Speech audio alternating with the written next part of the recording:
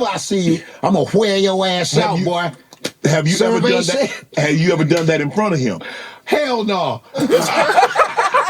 Top 5 answers on the board. Here's the question. Survey said. Name something Steve fit to do to Godfrey when he see his ass. Whoop his ass. Number 1 answer, boy.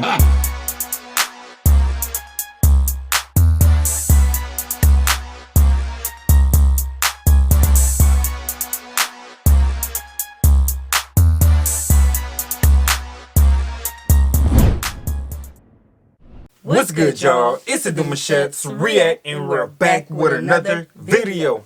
Who we got today, C? Today we're back with another reaction. So excited about this video. If you're new to us and we're new to you, make sure you scroll down, hit that subscribe button, and turn on the post notification bell, because we're on the road to 50K. And we cannot get there without you guys, alright? Join the family. Without further ado, let's get into the video. Let's get it.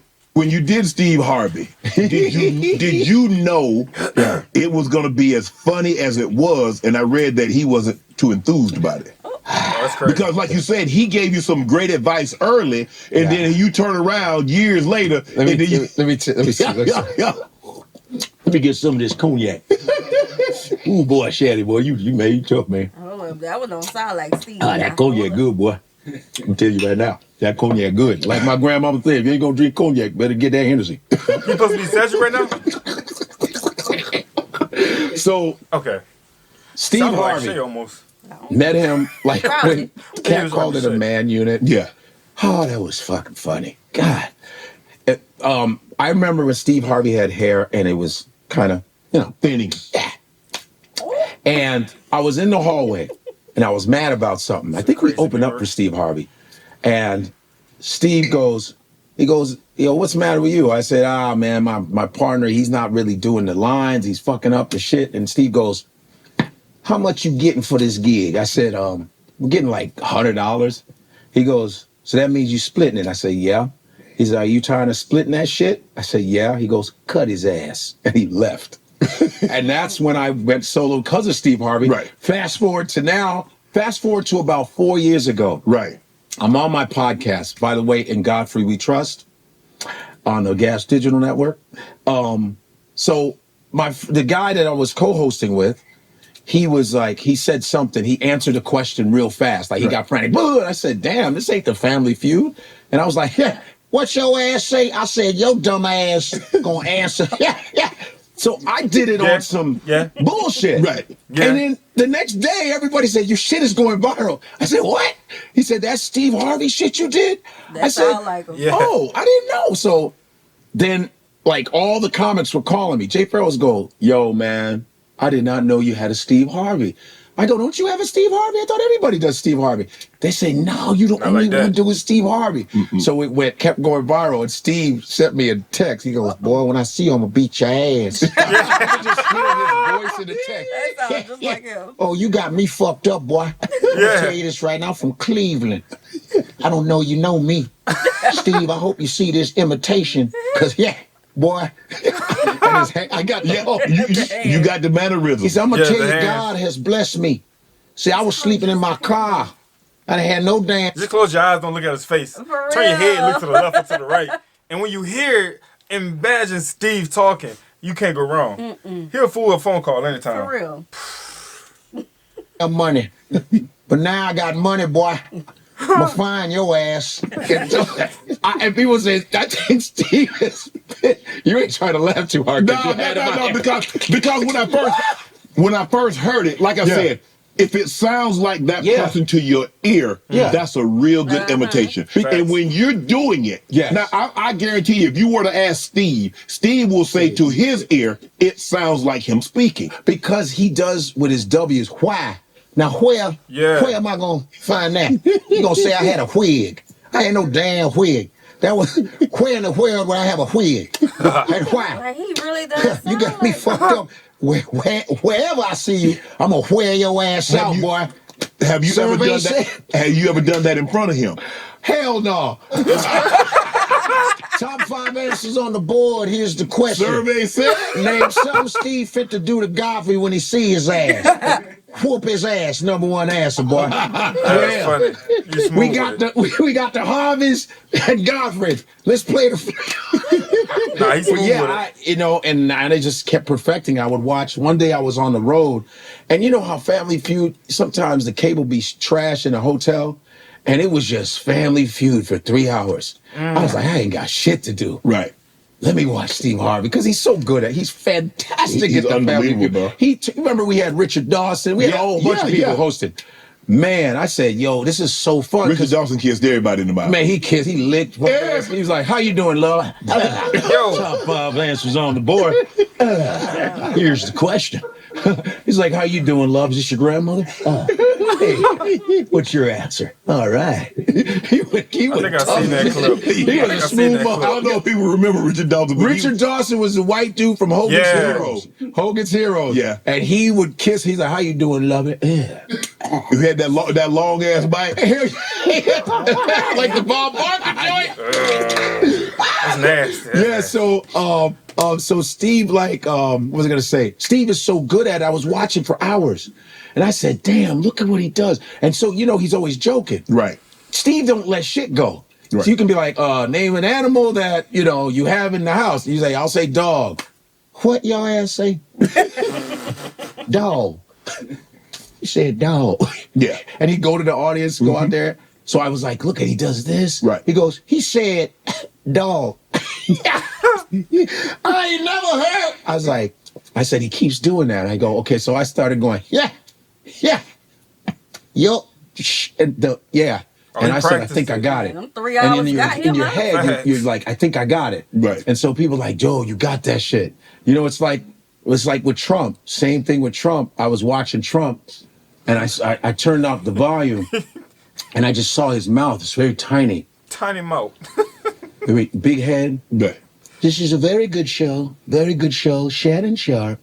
One of my favorite shows that I've ever seen. Club Shasha.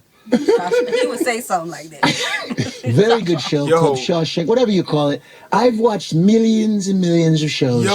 And this one is perfect. I don't watch a lot of black shows, but this one, better than Jimmy Kimmel, better than any other Joe Rogan. They're pieces of shit, but this one is top. One of the greatest. I love this show. I watch it all the time. I think I'll get more views than Cat Williams. He got the mannerisms. Icing on the cake. Killing it. Bro, like the raspiness of the voice, like, I don't know, like, you just got to be able to just trigger it. You know what I'm saying? I don't know how a person can I do don't that. know how they do that. That's different. I don't know. And I mean, to study it, like, he said to Steve Harvey, his mannerisms, the way he was doing his catches and all, like, I think he just picked up the talent. And he just was, like, just killing it, like. Now, I study people, but baby, I can't do nothing like that. I study people to just understand humans. Yeah. So did you stumble upon like, do you stumble upon them, or you just try and practice? I just stumble. I'll look at stuff and I'll go, I'll look and say, I think I could do this dude. You know what I mean? I'll just look and go, that might be a good one. Trump, who doesn't want to have a Trump? Right. And to do Trump, I'll do Trump in front of like Republican audiences. Right. It's neutralizing because I'm not hating him I'm just saying, man, Trump makes me laugh. Right. Yeah. You know, Trump has a ceiling of intelligence. When he hits his ceiling, he goes high school on you. Right. You know, if you bring up something, Donald, let me tell you something, Donald. You don't understand the oil crisis in 1978. It was prices of oil were $10 a barrel, and Trump would go, and then Trump don't notice it. He'd be like, this guy's a piece of shit. He's trying to be a tough guy. I never liked you. Your wife's a crisis. Your wife's a crisis. You're a piece of shit. I know oil, lots of oil. Yeah. Olive oil, vegetable oil. For real. He was like, That's what he do. You know, so I just started to get it, and I started watching him more. And he's New York. He's from New York. Right. So when he goes, I talk to him, there's that accent. I say, I hear that. I talked to him the other day, so he's still got to put the New York thing in there. So there's little nuances I catch. How important are the mannerisms? Because when you do Steve Harvey, you do all of his mannerisms. Yeah. When you do Trump, you do the mannerisms. Yeah. You've really honed in on that aspect. Yeah, you have to. Mannerisms count. Because it's the person, you're being the person. It's like, as an actor, you're being the person. Like if you prior, shit, goddamn, you niggas is crazy, Jack. I love your show, shit. I'm watching that shit like a motherfucker, Jack. Yeah. I bet you get a lot of white bitches, don't you, Jack? Shit. Shannon Sharpe, a motherfucker. Where's the coke? No, but you know, Richard was this guy. Yeah, he was. Richard was shit, goddamn. He was that guy, doing this and the hands. So you just can't. I mean, Cosby was like, you see. When I worked for Cosby, by the way, I worked for Cosby for 6 months. I was audience coordinator for his second sitcom on CBS. Okay. And so I was there when his son was killed. Okay. I was there. I lived in Queens, and it was Kaufman Astoria Studios where they shot. It's right next door to Sesame Street. Okay. You remember that famous song? Can you tell me how to get? Yes. How to get to Sesame Street. Just to see Shannon Sharpe know Sesame Street. I do. Right? You would think a big everybody guy grew like up him. on Sesame Street. Of course. I can just see you singing. Can you tell me how to get to Sesame Street? Oh, wait a minute. Wait. He went to Shannon so smooth. Bro, I wasn't even trying to imagine Shannon singing Sesame Street, but then he put it out the cap, bro. Like, hold on. Wait a minute. Everybody grew up on Sesame Street. Of course. I can just see you singing. Can you tell me how to get to Sesame Street? He needs to do the laugh. Come on, sing it. I want to see a big dude sing it. Come and play. Everything's A-okay. I love Sesame Street, man. I'm going to tell you this right now. Sesame Street's my favorite. My grandmother said, what'd she say? If you don't know how to get to Sesame Street, I'm going to show your ass. No, wait a minute. But, so when I was there, I remember to watch Cosby every Thursday, like to do the sitcom with Dougie Cosby Doug, Madeline Kahn. I was there. I would introduce Felicia Rashad. I was the audience coordinator. Right. But I had to tell jokes to 250 people for 8 hours. Right. 8 hours, I'm just talking. I had to be clean, no singing, no nothing. You ask a question, but you gotta keep joking. Right. When the lights come on, you show them, talk. Oh, man. And I remember one day, I walked into Cosby's office because you could just walk in and say what's up. So I was like, "Hey, Dr. Cosby, how you doing?" You know, he's like, "Hey," and he had the cigar. I'm not bullshitting you. It was the Cosby-esque. And he goes, "Hey, how you doing, man?" You know. And I said, "Hey, could you give me some advice? I'm doing comedy 4 years. I said, can you give me some advice on comedy?" No, say no. He goes, and I'm not bull. He goes, "Writing. You got to write, son. You got to put it on the paper. Writing is the backbone." Oh, and that's him. And you got to see and sing. I don't know. I feel like he got to say pudding cup. Oh, was it? Was it pudding cup? I think. Yogurt cup, something like that. He got to say one of them. Pudding. It's a the little pudding. bit. A little bit. Yeah, it's not as strong as the others. I don't know. Maybe he haven't said one of the words yet. Yeah, I don't know. Bad boy, that's the bad. He loves Sinbad. First of all, Sinbad is recovering. Yeah, I tell you. Sinbad's recovering. Yeah. And I hope you can get him on here because he is, we cannot forget Sinbad. Mm-hmm. Sinbad is like, for real, like one of the greatest comedians that we tend to ignore. Right. One of the greatest, some of the greatest HBO specials. Mm-hmm. Sinbad, thank you he's recovering, he's getting better, he's speaking well.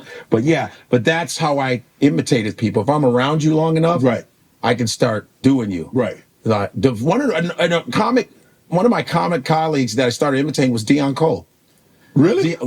Dion Cole, when we were in Chicago, he'd be like, "Yo, man, you sound just like me." I would do Dion, "Yo, you ever understand, man, how you do that shit?" So I started imitating my friends, so I could just, if I hear it and it's in my range, I go, I think I can do it. You know what I'm saying? So that's where, You know what's so funny? The person who told me to leave my comedy team was Steve Harvey. The guy. So was that before he told? Were you impersonating him before or after he told? I was impersonating Steve only like 3-4 years ago. Okay, I never impersonated him. I wasn't interested, but he told me, because one day there's a club called All Jokes Aside in Chicago. Okay, it was the #1 black comedy club for 7 years. Shout out to Raymond Lambert, Mary Lindsay, and James Alexander. It was the #1 club in Chicago. Because a lot of times when you would do black urban rooms, it would be a black night at a white establishment. You know what I'm saying? Right. So, but Chicago was a black comedy club in the 90s that was open 7 days a week, all right? And So that's from there. I went solo. I broke up with the guy that I was with. I wanted to go solo. So how difficult was that? Because you had got. I'm sure you guys had been together for what, 3, 4, 5 years? About 2 years. About 2 years. About Okay. 2 strong years. You know, and I was like, I was a little because I don't think he was as passionate as I was in it. I was writing most of the sketches, and then I was like, you know what? I think I'm gonna go solo. So I started writing shit on the side, like just in case. Right. This doesn't go well. I'm gonna do shit on my own. Right. So I started writing stuff on my own, and it was kind of easy to keep it moving. Right. Because you know what I'm saying. I just started doing shit on my own. I didn't even really tell him. I just started going on my own. Want to join Club Shay Shay? Become an official I'm gonna member? stop right there. Y'all know what to do. Check it out. I think that's a bigger, longer interview to this. But yeah, I think he kills it, bro. Like his impersonations, top tier, bro. Yeah, he did Steve Harvey well. Yeah. And Donald Trump. I don't think he did Bill Cosby that good. I agree. Either that or I haven't heard Bill Cosby's voice in a long time. And I was thinking that, but at the same time, it's like, but that's our childhood, so we heard it enough. we did, but we always heard like a famous line from Bill Cosby that made it sound funny. Yeah. And I don't think he plugged it in for everybody to catch it. Like like I said, the pudding cup. He said that, then we would have been like, oh yeah, that's definitely Cosby. But he's talking about like an interview that he had with him, a conversation. Yeah. So this was a cool video. If y'all want us to do more of these of this interview, let us know. All right. Yes, facts. And we don't have to just do Club Shay Shay interviews. Y'all voted that y'all wanted us to do more interviews than anything. That's kind of surprisingly. But hey, we asked. Yeah. You delivered. Yeah. So let us know what y'all like for us to do next. So what should we do? Should we do the rest of Godfrey's interview? Should we do another interview? Let us know. All right. We hope you guys enjoyed this video with us. Be sure to subscribe. We'll see you soon. Peace.